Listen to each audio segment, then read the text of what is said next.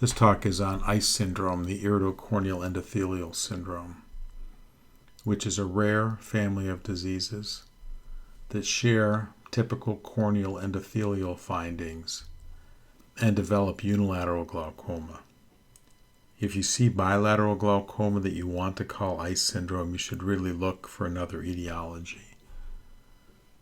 The pathophysiology is that the endothelium takes on epithelial-like characteristics and grows as a membrane across the iridocorneal angle, leading to synechial angle closure. There is some polymerase chain reaction evidence of herpes virus in the corneas of ICE patients, leading some people to treat their ICE patients with systemic antiviral agents. This is something I haven't done. I haven't been compelled by the literature to do that.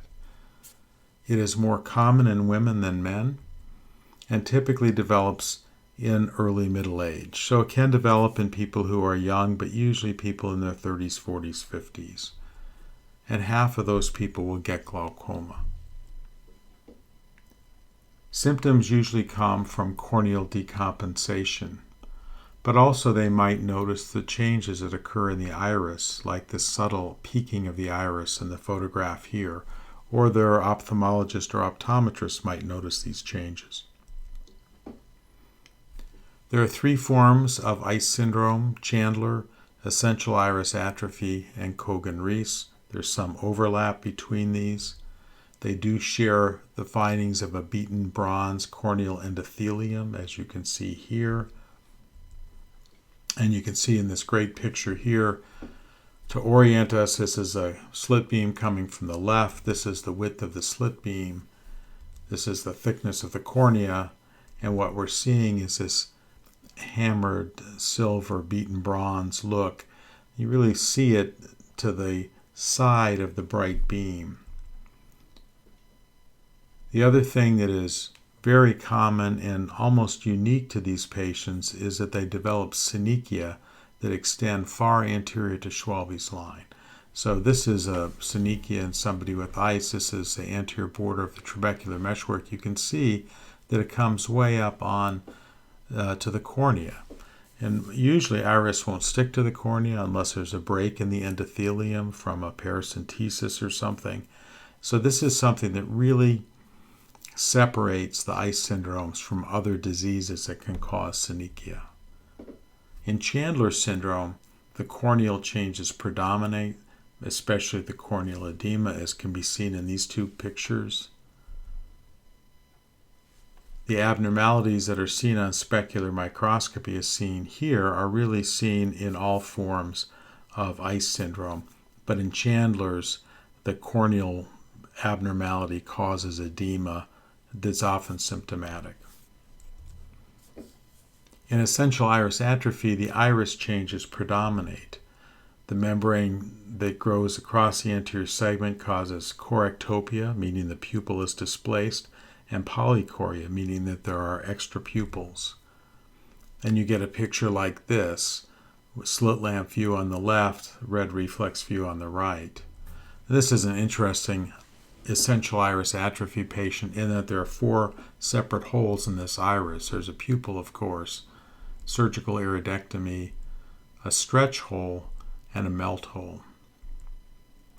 And the Cogan-Reese variant then, the membrane across the iris allows little tufts of normal iris tissue to poke through, and those look like nevi. And you can see those in this picture here quite easily. And in the picture on the right, again, you see this very tall synechia way up onto the cornea, and you get this speckled appearance from the Cogan-Reese variant of ICE syndrome.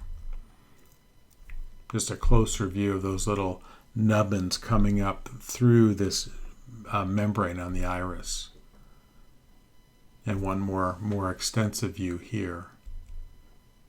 We treat ICE syndrome in some ways like neovascular glaucoma. It's extensive angle closure. We don't use the anti-VEGF drugs that one would use for neovascular glaucoma, but we treat them, the glaucoma part, the same.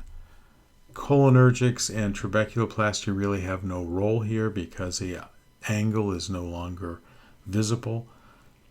Prostaglandin analogs probably are not very effective because the synechia that covers the trabecular meshwork also covers the anterior face of the ciliary body.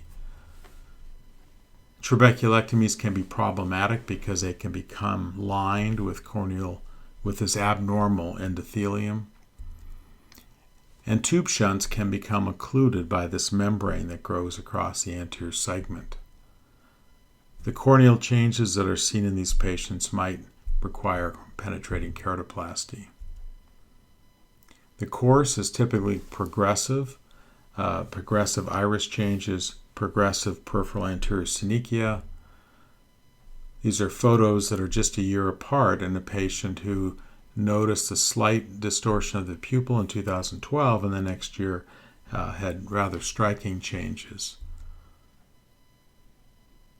And a tribute to our photo department that we have these photos that are 40 years apart showing the changes that can occur in ICE syndrome over time. The textbooks often show these very dramatic pictures of ICE syndrome, the oh my goodness, look at this kind of cases. But early ICE is often subtle. This is a case for my partner, Dr. Kwan. This patient presented with subtle correctopia, also has a laser iridotomy on this right eye. On gonioscopy, you can see this broad synechia that goes way up onto the corneal endothelium, very suggestive of ICE.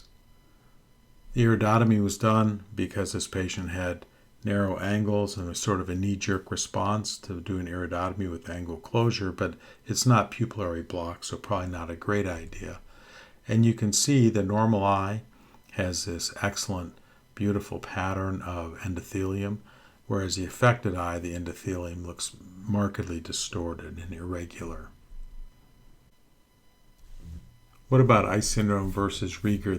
They really do look similar in some ways. They have these distorted irises. Sometimes the sphincter is very distinct because in ICE syndrome there's atrophy of the iris, and in Axenfeld-Rieger syndrome there's hypoplasia of the iris. But in a living human that you're looking at a slit lamp, you should never struggle to make this diagnosis. ICE is unilateral, Axenfeld-Rieger bilateral. ICE is sporadic, Axenfeld-Rieger syndrome is dominant.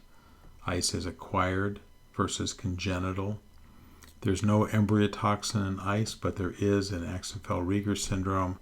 This hammered silver beaten bronze look of ICE is not seen in Axenfeld-Rieger's. You have an atrophic iris in ICE, hypoplastic in Rieger syndrome, and ICE has no systemic features where Axenfeld-Rieger can have issues with flattened maxilla, unusual teeth, and umbilicus. So while in the pictures and a test they might look quite similar, and on the hoof they look very different. So key points. Unilateral glaucoma, often in middle-aged women, can be quite subtle early. Look for synechia that extend anterior to Schwalbe line. That's a really great way to pick up this disease. Specular microscopy can make the diagnosis if you're really on the fence. And these patients are really challenging to treat. So ICE syndrome, very interesting disease or collection of diseases that is rare, but not so rare that you won't see them during your career.